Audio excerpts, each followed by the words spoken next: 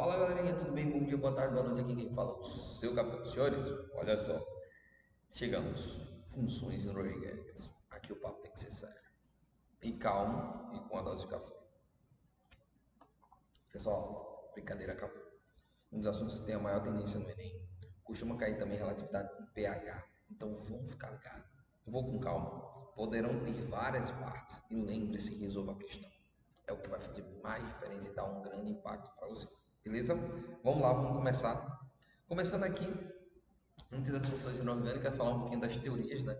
E uma delas seria a teoria de Arrhenius, né?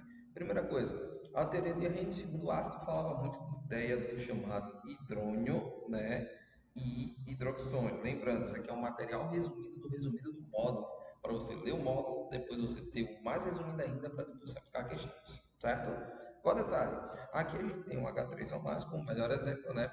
É uma substância ácida, né? E a gente sabe que justamente toda composição que tem essa tendência de liberar H3 ou mais é uma característica de ácido para arrênios. Agora, para a base, a gente tinha o chamado hidróxido, né?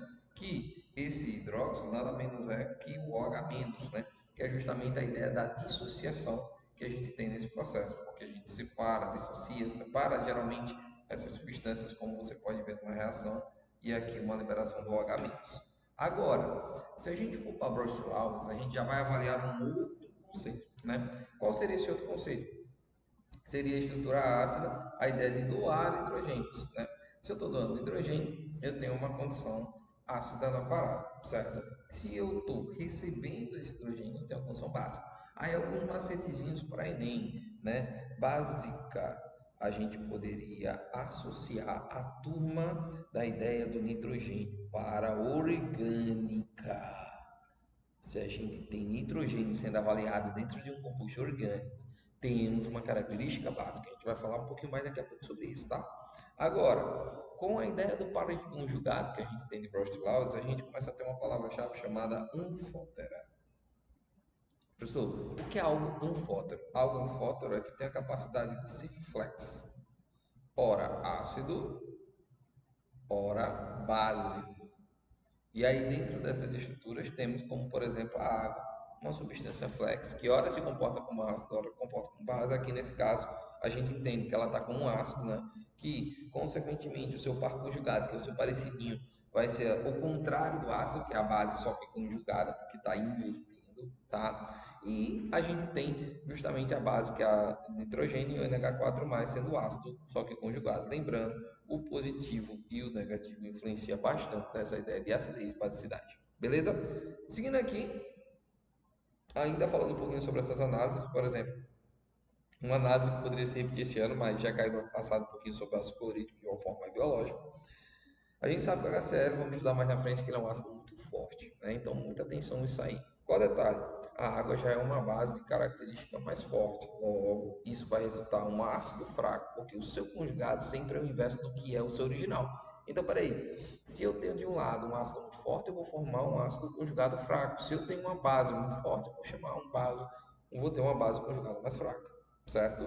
E aí, né, você vai ter todas essas concepções sendo faladas, uma esquematização a mais do que você tem no seu material.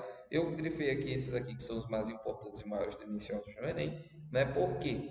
Porque eles, por exemplo, a HF, vamos falar da ETA, né? Que é um tema bem importante para nós, né? A estação de tratamento de água, tipo processo, orientação, então, tipo, eu posso falar um pouco dessa ideia de acidez, certo? Temos os outros ácidos, ácido sulfúrico, esse aqui que está na bateria, né? Esse aqui caiu no Enem 2024.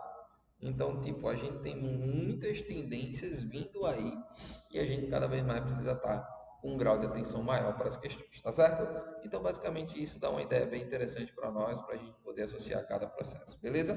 Seguindo aqui, né, a gente vai falar das espécies anfipróticas, né, que também poderíamos chamar de anfóteras, isso é uma parte muito importante, como se ter lá a água, né, que você pode ver aqui, a hora está se comportando como ácido, a hora está comportando como a base.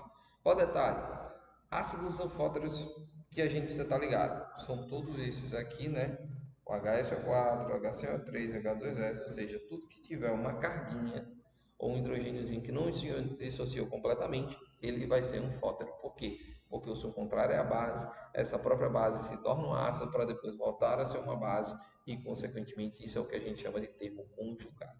Certo, pessoal? E aí, consequentemente, quando a gente fala da teoria de Lewis, né, a gente fala da teoria do par eletrônico, né, onde aquele que doa o par de elétron é a base e aquele que recebe esse par de elétron é o ácido, como você pode ver na típica reação do trifluoreto de boro, né, que você tem aí, e a amônia, né? Você vê que a amônia está doando o par de elétrons, fazendo a dativa, né, que é justamente a concepção da teoria de Lewis.